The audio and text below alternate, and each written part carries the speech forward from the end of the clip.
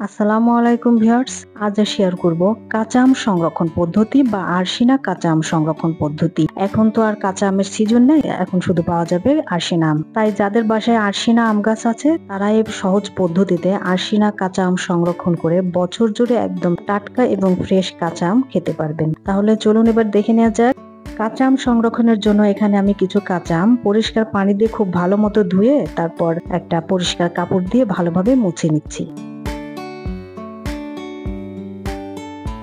তারপর আমগুলো একটা সবজি কাটা পিলারের সাহায্যে খোসাগুলো এভাবে করে ছাড়িয়ে নিচ্ছি। এই কাজটা আপনি আপনার সুবিধা অনুযায়ী যে কোনো কিছু দিয়েই করে নিতে পারেন।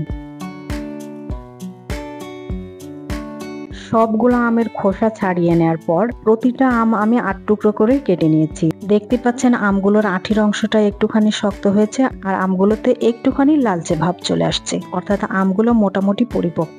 এরকম আম দিয়ে আম ডালটা আমার কাছে খুব বেশি পছন্দ, তাই আমি এরকম আম সংরক্ষণ করে থাকি। আপনি চাইলে আরো একটু কাঁচা অবস্থায়ও সংরক্ষণ করতে পারেন। এখন এই আমগুলোকে দুই ভাগে ভাগ করে আমি দুইটা নতুন পলিথিনে ভরে রেখে দিব। ছোট ছোট করে ভাগ করে রেখে দিলে সুবিধা হয়। আপনি আপনার সুবিধা অনুযায়ী কোনো এয়ারটাইট বক্স, জিপলক ব্যাগ বা যে কোনো কিছুতেই সংরক্ষণ করতে পারেন।